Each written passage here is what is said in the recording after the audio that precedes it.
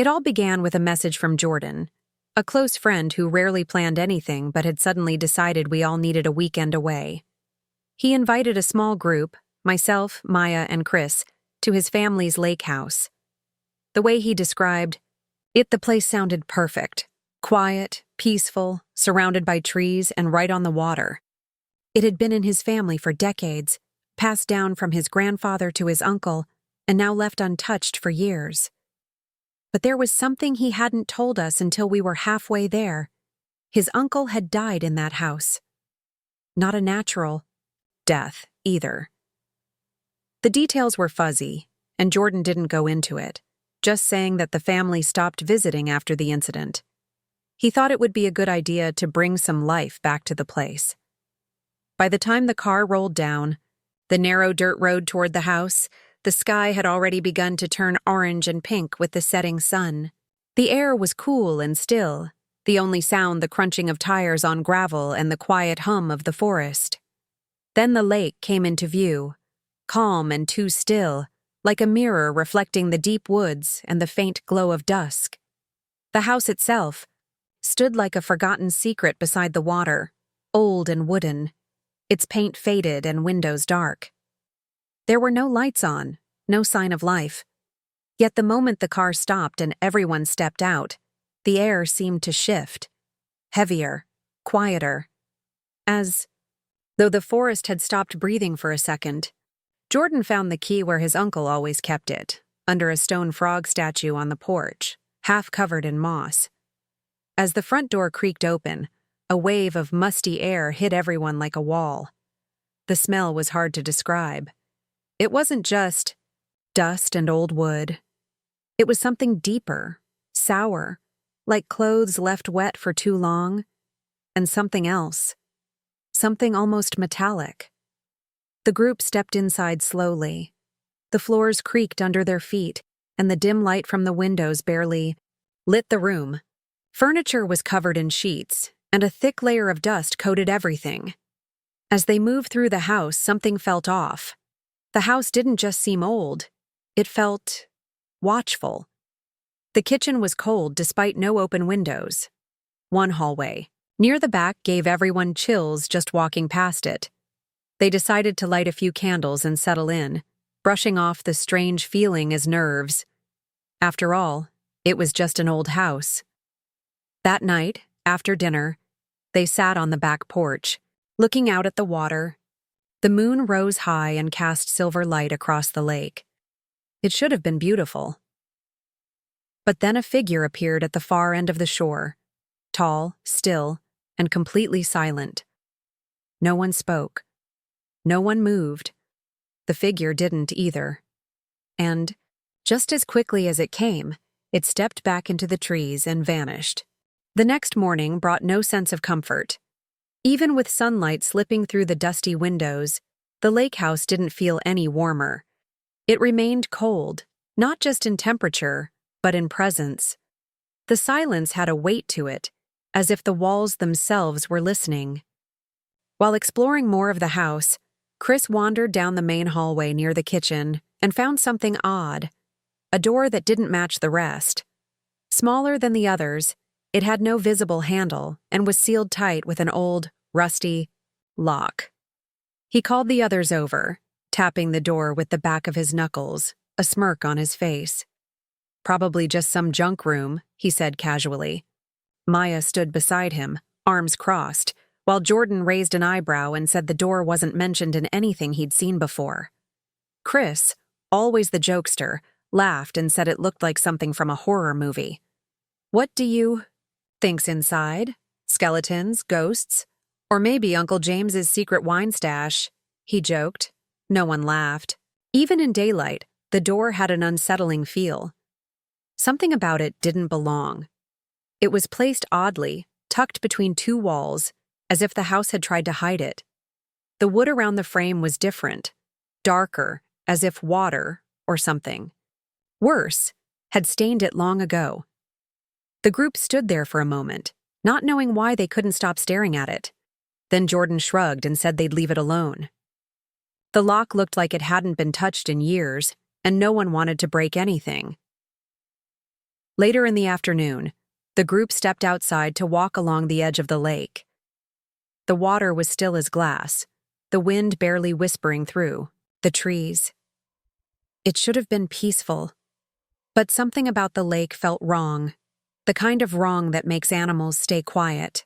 As evening fell, the group returned to the house and tried to carry on like normal. Dinner, a few laughs, even a short board game. But beneath the surface, nerves were cracking. When night fell, the house came alive in ways that it shouldn't have. Floorboards creaked when no one moved. Cold spots drifted through the rooms. Whispers, barely there, brushed against ears like wind. Just after midnight, while everyone sat on the back porch again, looking at the moon's reflection over the water, Maya pointed suddenly. Across the lake, near the thick tree line, something stood. A figure, tall and unmoving. It wasn't close, but it was clear. Too tall to be human. Its arms hung low. No face could be seen, but something about its posture screamed wrong. "Jordan," called out, thinking it might be a lost hiker. No answer. The figure didn't even flinch. It stood there for what felt like minutes, frozen. Then, without any sound, it stepped backward into the woods, one slow step at a time, and vanished into the trees. No one spoke after that. The group returned inside, locking the doors, even though they knew locks meant nothing out there. Sleep didn't come easily that night.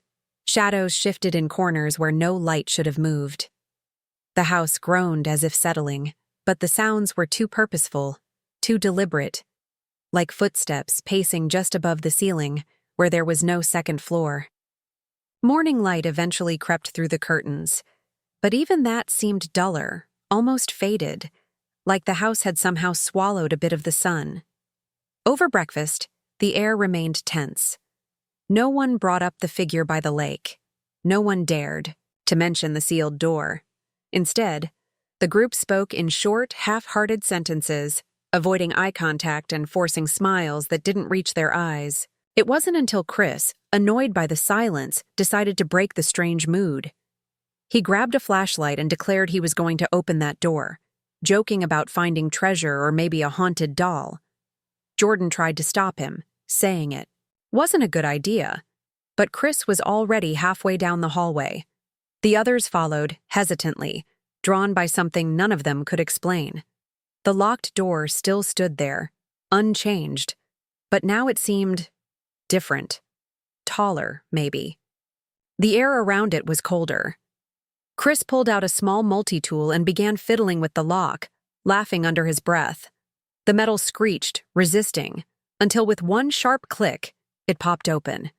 The door creaked as it opened slowly, revealing a narrow staircase that led downward into complete darkness. A smell rose up, damp, rotting, and oddly sweet like decaying flowers. The walls were close and the stairs thin, barely wide enough for one person. Chris stepped in first, his flashlight flickering as if the batteries were dying, though they were new. Maya followed next, then Jordan, their footsteps slow and cautious. The stairs led into a small basement room, square-shaped, with stone walls and no windows. At first, nothing seemed out of place. Just old shelves, some broken furniture, and dust thick enough to choke on.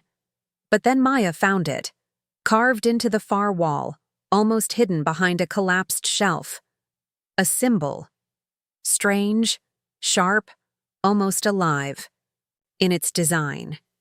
Beneath it, dried red stains darkened the stone. Not paint. Something else. And worse, there were scratches along the walls, deep and desperate, like fingernails dragged down again and again over time. Jordan stepped back, shaking his head. "This wasn't just a basement," he whispered. "It was used for something else." As they turned to leave, Chris's flashlight died completely. The room was plunged into darkness. For a few seconds, no one moved. Then, faint breathing, wet, raspy, slow, came from the far corner of the room. A sound that didn't belong to any of them. Chris backed up fast, whispering for someone to turn on another light. Maya's phone screen glowed faintly, but it barely reached the far end of the room. That's when it happened. Something shifted in the shadows.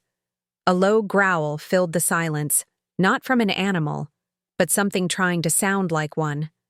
Something pretending. And in that moment, the group realized they were not alone down there. They bolted up the narrow staircase, hearts pounding so loud it drowned out the echo of their own footsteps. The thing in the shadows hadn't followed, but it hadn't stayed either. As the door slammed shut behind them, Jordan turned the lock, with shaking hands. No one said a word. Their faces were pale, eyes wide, each one silently asking the same question. What was that? The house felt heavier now, as if the thing from the basement had crawled into its walls, watching, waiting. The lights in the living room flickered without reason, the air so cold it stung their lungs. The warmth of the sun outside meant nothing anymore. Something had changed. They could feel it in their bones. Later that day, Chris sat alone on the back porch, staring at the lake. His skin looked pale, like he hadn't slept in days, and he kept glancing at the woods across the water, where the figure had once stood. When Maya asked if he was okay, he only said one word: breathing. Confused, she asked what he meant, but he just shook his head and wouldn't speak again. That night, strange things happened. Doors opened on their own. Wet footprints appeared in the hallway, leading from the kitchen to the locked door, even though no one had gone near it. A horrible scratching sound came from within the walls, like nails against old wood. At one point, Jordan tried calling someone for help, but his phone had no signal, though it had been working the day before. All their phones had gone dead within minutes, even though they had charged them that morning. Maya began to hear whispers. Not words, just low humming sounds like someone breathing heavily behind her neck. Every time she turned, nothing was there. And in the middle of the night, Chris screamed. The others rushed into his room and found him curled in the corner, eyes wide with terror, muttering about a face in the mirror that wasn't his. He said it had smiled at him, not kindly, but in a way that made his insides twist. There was no mirror in the room. When they checked the window, a handprint was pressed against the outside glass, on the second floor, far above the ground. No one slept after that. They huddled in the living room, lights on, fire lit, trying to stay awake. Every hour brought a new sound: a knock on the window, a low growl outside the door, a sudden gust of wind that rattled the entire house. The basement door thudded once, around 3 a.m, just once. But it was enough. They all stared at it, afraid to move, afraid to breathe. Something had awakened when that door opened. It wasn't a ghost. It wasn't a person. It was something older, something angry. And now that it had been disturbed, it didn't plan on letting them leave. Not easily. Not alive. By the next morning, the lake house no longer felt like a home. It felt like a trap. The walls seemed to lean inward, pressing in closer than before, and the floor creaked even when no one walked on it. Chris hadn't spoken a full sentence since his scream the night before. He just sat near the window, rocking slowly, whispering nonsense to himself. Maya tried to comfort him, but his eyes never quite met hers. Something had taken hold of him, something from the basement or maybe the lake itself. Jordan was the only one still thinking clearly, or at least pretending to. He suggested they leave, just pack what they could and hike the few miles back to the main road. No one argued. They all wanted to get out, but the moment they opened the front door, a wall of thick fog greeted them, so dense they couldn't see 5 feet ahead. The lake was completely hidden, the forest blurred into shadows, and the path they came from was gone. Jordan stepped outside with a flashlight and walked a few feet forward. Within seconds, he vanished into the fog. His voice echoed faintly, calling back, I'm turning around. But when he didn't return after a minute, panic set in. Maya shouted his name again and again. Finally, a shape appeared in the fog, but it wasn't Jordan. It was too tall, its limbs too long, its movements too wrong. The door slammed shut as Maya pulled Chris away from the entrance. She didn't even look back. Whatever had come through the fog was not something meant to be seen. They barricaded the door with chairs and a table, though deep down they all knew it wouldn't matter. That night, the house felt more alive than ever. Breathing sounds came from the floorboards. Walls pulsed like they had veins. Whispers grew, louder, forming actual words now, calling names, telling secrets that no one should know. Maya heard her grandmother's voice. Chris heard his childhood dog. Voices twisted from memories into nightmares. Just after midnight, Chris stood up without warning and walked toward the basement door. His face was blank, his steps slow and steady. Maya begged him to stop, screamed his name, but he didn't even flinch.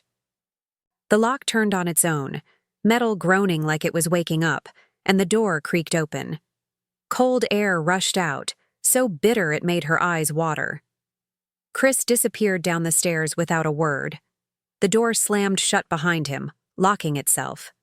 Silence followed, a deep, awful silence that rang louder than any scream.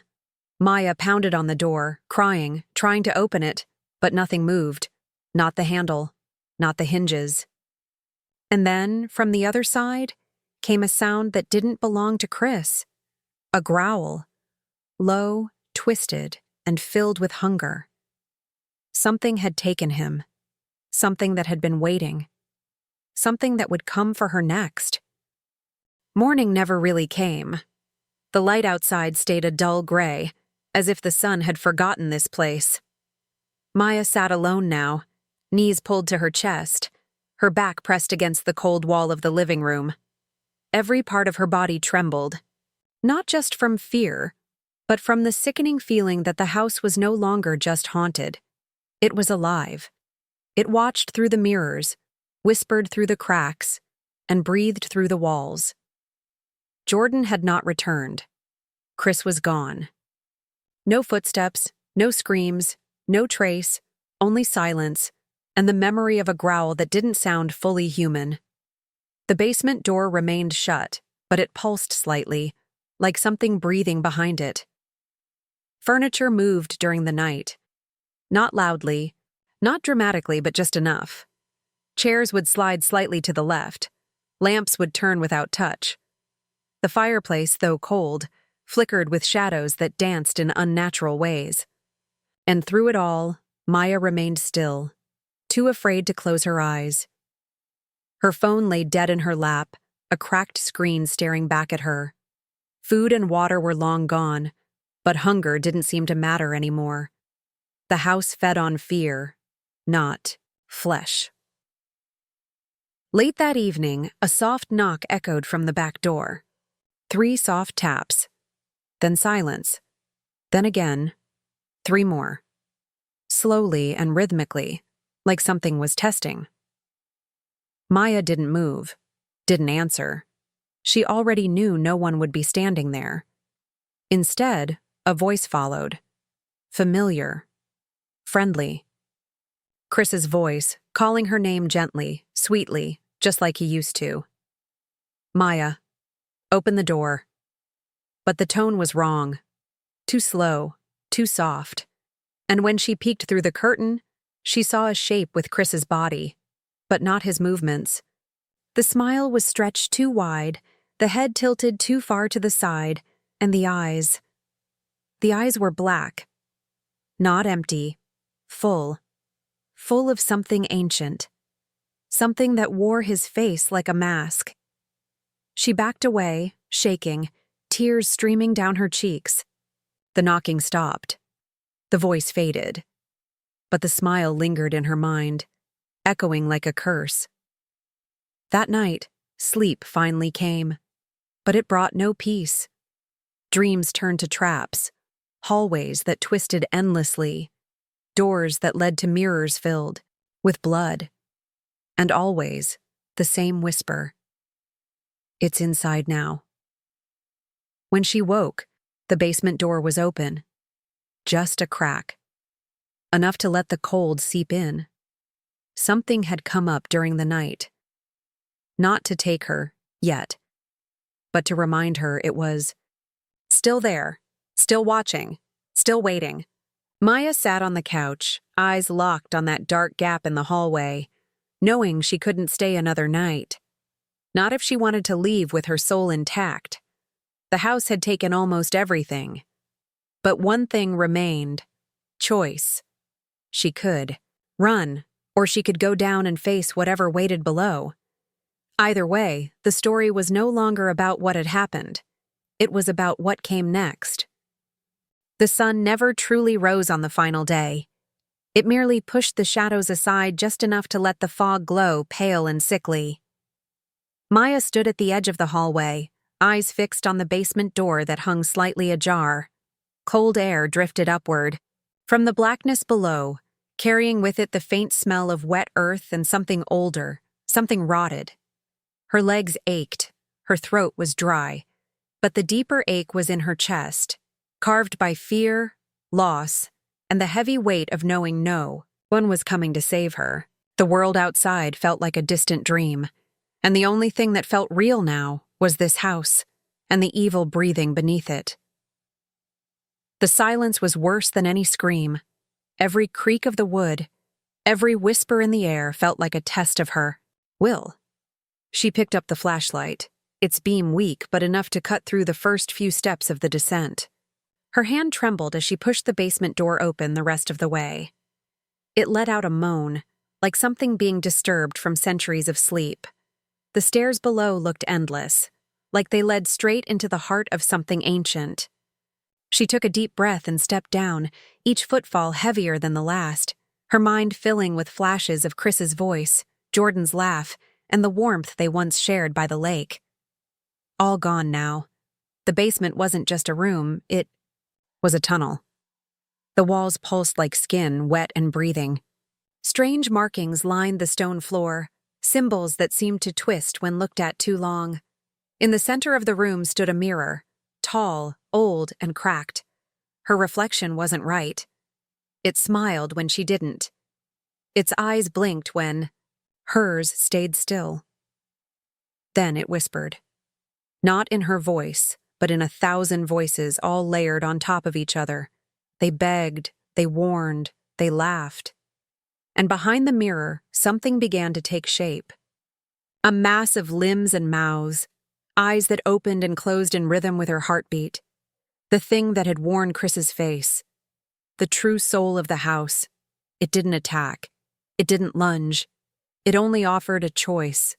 To stay and become part of it, or leave and forget, but never be whole again. Her mind cracked slightly under the weight of the decision, but the human part, small, tired, yet defiant, stepped back. She turned and ran, up the stairs, through the hallway, past the door. The fog was gone. The woods returned. And somehow the path was clear. She didn't stop to question. She didn't look back. By evening, she reached the main road, barefoot, bloody, but breathing. A driver found her wandering and brought her to safety. When asked what happened, she said only one thing: "Don't go near the lake house." And from that day forward, the house sat quiet once again. But it watched and waited for the next soul brave or foolish enough to open its door.